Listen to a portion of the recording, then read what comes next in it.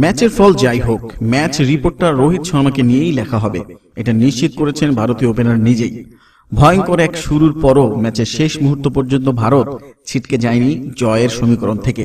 এর কারণ ভারতীয় ওপেনার একাই ম্যাচটা ধরে রেখেছেন, উত্তেজনার পারদ নামতে দেননি কখনো।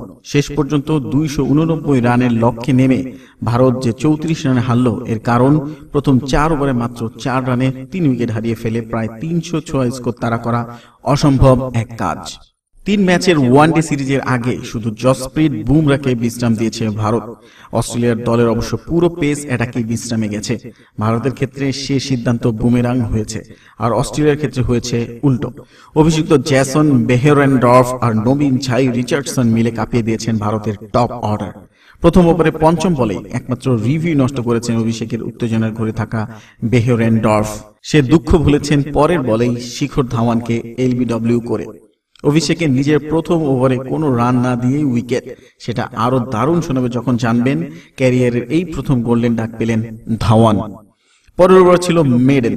ভালো পেসের সঙ্গে দুর্দান্ত আউটসুইং এর প্রদর্শনীতে রোহিতকে কোনো রান পেতে দেননি রিচার্ডসন। এই আউটসুইং দিয়েই ফাঁদে ফেললেন বিরাট কোহলিকে। পুরোপুরি অফ সাইডের ফিল্ড সেটিং এ পায়ের উপর বল পেয়ে দুবার ভাবেননি কোহলি, ফ্লিক করে গিয়ে ক্যাচ।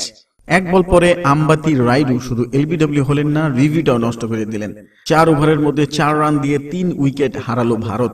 রিচার্ডসন 2 ওভার বল করে কোনো রান দিয়ে 2 উইকেট।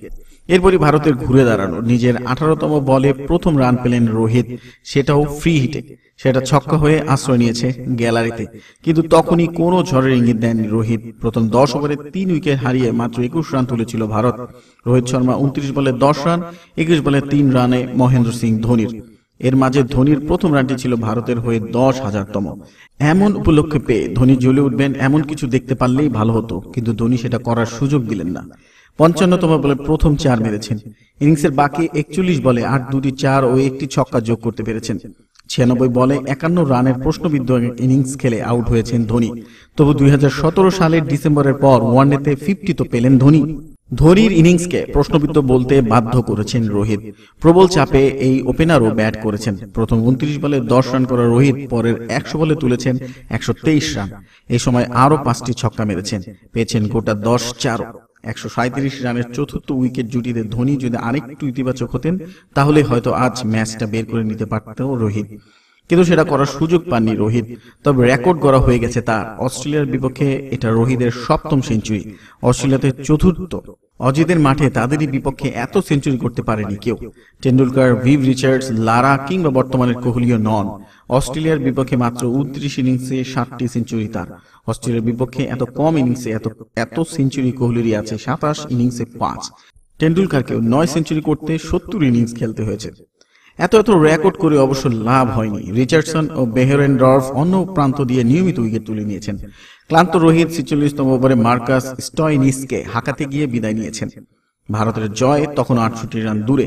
ভুবনেশ্বর কুমারের 23 বলে 29 রান শুধু হারের ব্যবধান কমিয়েছে 34-এ। 10 ওভারের অসাধারণ স্পেলে 26 রানে 4 উইকেট পেয়েছেন রিচার্ডসন। অপরদিকে অনাকাঙ্ক্ষিত এক রেকর্ড করে ফেলেছেন মহেন্দ্র সিং ধোনি। প্রায় 9 বছর পর আবারও তিনি এমন এক ঘটনার সাক্ষী হলেন যা হতে চাননি। অস্ট্রেলিয়ার বিপক্ষে সিরিজের প্রথম ওয়ানডের দ্বিতীয় ইনিংসে ব্যাট করতে নেমে 4 ওভারের মধ্যেই টপ অর্ডারের 3 জন গুরুত্বপূর্ণ স্তম্ভকে হারিয়ে ফেলে ভারত। আর তাই 4 ওভারের মধ্যেই ব্যাটিংয়ে নামতে হয়েছে মিডল অর্ডারের ব্যাটসম্যান ধোনিকে। এর আগে ইনিংসের 4র্থ ওভারের মধ্যে ব্যাট করতে ধোনি নেমে পড়েছেন।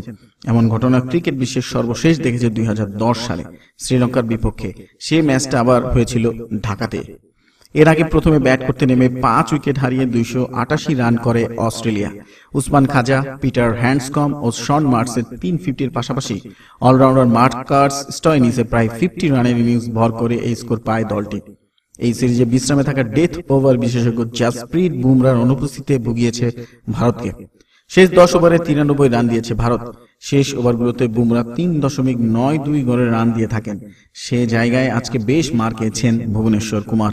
ওদিকে ব্যাট করতে নেমেই 23 বলের মধ্যে শিখর ধাওয়ান, বিরাট কোহলি আর অম্বতি রাইডুর উইকেটে 3টি হারিয়ে ব্যাট ফুটে চলে যায় ভারত। বাঁহাতি পেসার জেসন বেহেরেনডর্ফ ও ডানহাতি পেসার ঝাই রিচার্ডসনের তোপে 4 ওভারের মধ্যেই মাঠে নামার ডাক পড়ে গেছে ধোনির। নেমেই সিঙ্গেল নিয়ে ওয়ানডের 10,000 ক্লাবের সদস্য হয়েছেন।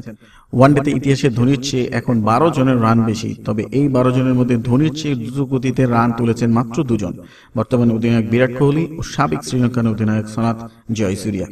প্রথম 10 ওভারে 3 উইকেট হারিয়ে মাত্র 21 রান তুলেছিল ভারত। প্রথম পাওয়ার প্লেতে এর থেকে কম রান আরেকবার করেছিল ভারত, সেটা 2017 সালে শ্রীলঙ্কার বিপক্ষে ধর্মশালায়। প্রিয় দর্শক, এতক্ষণ আমাদের সাথে থাকার জন্য ধন্যবাদ। আমাদের ভিডিও ভালো লাগলে লাইক, শেয়ার করুন এবং কমেন্টস করে জানান আমাদের ভিডিও কেমন হয়েছে। ধন্যবাদ।